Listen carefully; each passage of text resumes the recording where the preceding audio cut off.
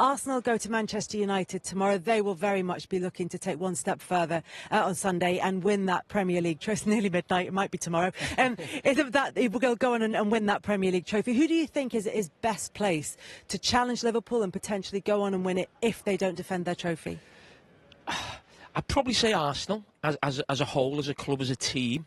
But I've just got Pep Guardiola in the back of my mind, and he just doesn't not win. You know, when he doesn't win a league title, you know, I don't think he's gone 2 years without winning a league title. And he's such a special manager. And you think, is he going to conjure something up? But then I'm also thinking, is this City squad now good enough to go and win the league right now with what they've got? Because the squad he had last season, he couldn't find something to fix it, and we always expect him to do that. So I'd probably just edge for Arsenal. Gary, they're taking on Manchester United at Old Trafford. There have been a couple of signings that the Manchester United fans have been really happy about. They've been really attacking signings. They're looking for goals. That was an issue last season. Have they got enough now in the squad to really improve from last season, and how far can it take them? Yeah, I was thinking that before about Ekitike. We shouldn't take for granted what he's done in this last couple of weeks, that kid. He's 22 when we say that people need time to settle in. But there are a lot of very good players who've come into this league who've gone straight for it straight away and started scoring. And then Jermain, Cunha, Sesko, a lot of eyes on them at Manchester United. I think Manchester United fans, including myself, are surprised that the club have gone and spent that level of money. We thought, obviously, after the Europa League final, that the money wouldn't be there at that level. So to get those three players who look like a really good profile, two of them have got Premier League experience. We need them to do well. We need those three players to do well, because the rest of the team, look, we need a goalkeeper. There's definitely, obviously, issues with the defence and midfield, but if the three strikers are a real handful and scoring goals, last season United's return in front of goal was really poor. So it's really important that Sesko and Jermain, Cunha get off to a really good start. We've seen a Liverpool striker do that tonight. There's no reason why United strikers can't go and do that on Sunday. If they start, is it Sesko against Gyökeres? I think it's fascinating, the fact that Ekitike, Wirtz, Pedro, Delap, Gyökeres, Sesko, these players all go into big clubs. How are they going to do? We're not quite sure, are we? Obviously, Ekitike tonight has given us a little bit of a glimpse of what he's like. But there is pressure on all those players to deliver for Chelsea, Manchester United, Arsenal, Liverpool. They have to deliver. The main man at City, obviously, Haaland, we know he's going to score goals. But who of those rest are going to emerge to become maybe a world-class player? So what's a good season for Manchester United? I think top six would be a good season. I think the four at the top, Chelsea, Arsenal, Liverpool, City, I think would be difficult to challenge, but they could slip into that space where Newcastle, Tottenham, Villa, other clubs are. So I think in that fifth place would be absolutely amazing. Realistically, I think it's probably going to be between sixth and eighth, but I think fifth is what they have to really target. Aim for fifth and potentially end up between sixth and eighth. Do you think that's realistic for Manchester United? Yeah, I think so. I mean, people will look where they finished last season and say, oh, that's a huge jump. But then you think of some of the teams who were up in those positions all last season. Nottingham Forest were fighting relegation this season before. Brentford were up there for a lot of the season. Bournemouth were up there for a lot of the season. You know, when you look at those teams and those squads, they haven't got better players than Manchester United. But I think the manager's still got a lot to prove. I do. I think he's had about 40 games now, which is a decent run, you know, in terms of sort of trying to get his message across. And it didn't quite happen at all. And I can't get that sort of, you know, final out my head, really, about how poor they were in that game. So I think he's almost got a lot to prove as well, because Manchester United, no matter what set of players they've got on the pitch, they shouldn't finish. Was it 15th they finished last season? So Man United's squad of players and the expenditure, whoever the manager, that squad of players shouldn't be finishing that position. So I don't think 6th, 7th is completely, you know, out of the question, because, as I said, they've spent what they always do, 250 million in the summer. Is there patience amongst the Manchester United fans, or do they have to? They've saved a lot of money. Do they have to start fast? No, the United fans are patient in the sense that they turn up every single week, and they have done for 26 years without winning the league, and the stadium's full. They're incredibly loyal. They're very loyal also to their managers. You know, they'll support Amorim. Sometimes they can get a little bit disillusioned with the players if they feel like that heart and that spirit and that fight's not there. I don't think you can say that in this last 12 to 18 months. That's not been the problem. I think the problem has been the quality. The lack of quality in terms of the players, particularly in forward areas, is just nowhere near good enough. Now, if they correct that and start scoring goals, you become obviously a lot harder team to beat. Yeah, there is a problem in central midfield. It doesn't look like Bruno Fernandes has got the right partner at this moment in time.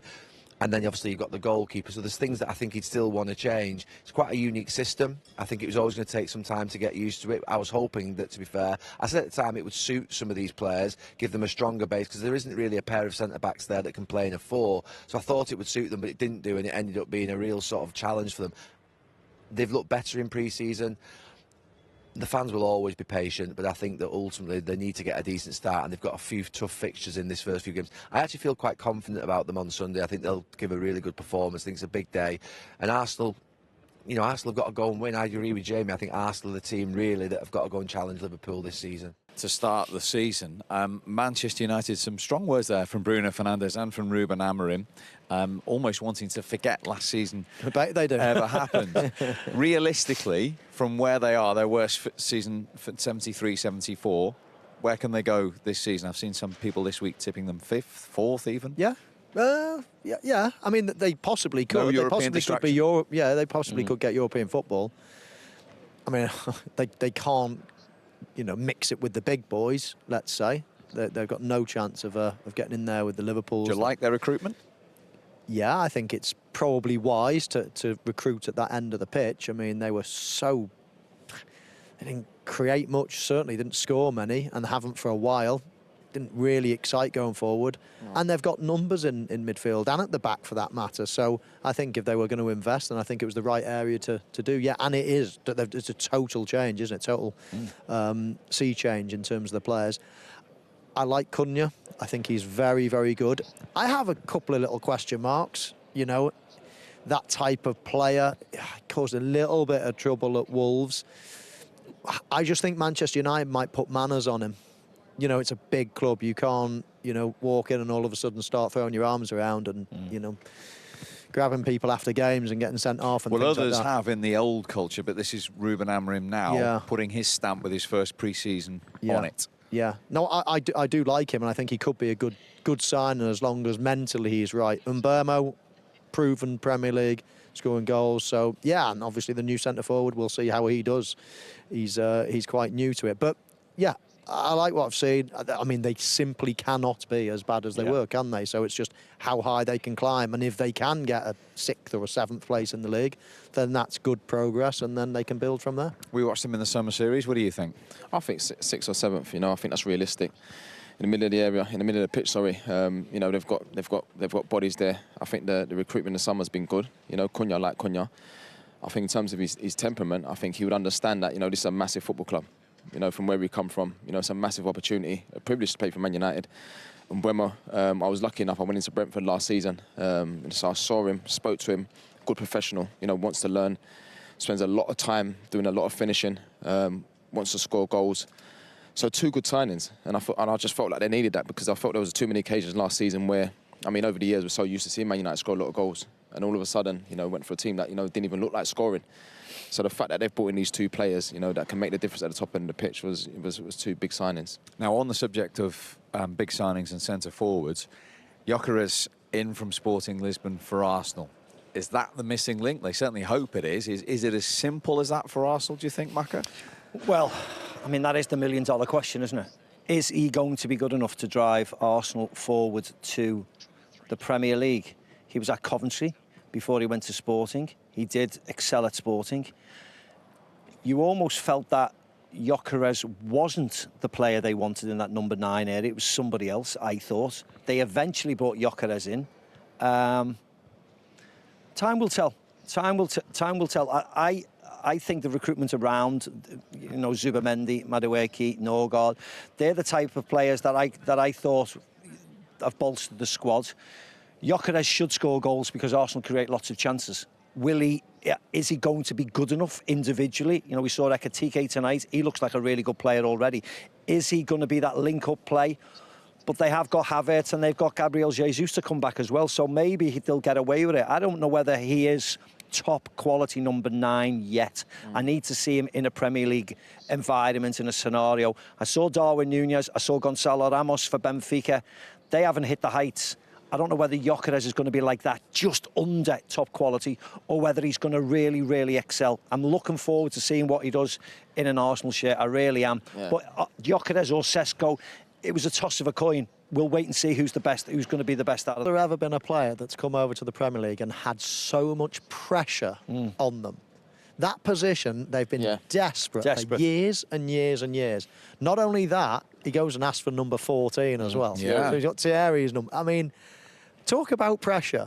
In any way, everywhere you look, Arsenal fans are desperate for a goal scorer. They've got one, no question about that. 50-something goals that season, incredible. So they've got someone that can score the goals, but wow, the pressure on him is immense. Immense, yeah.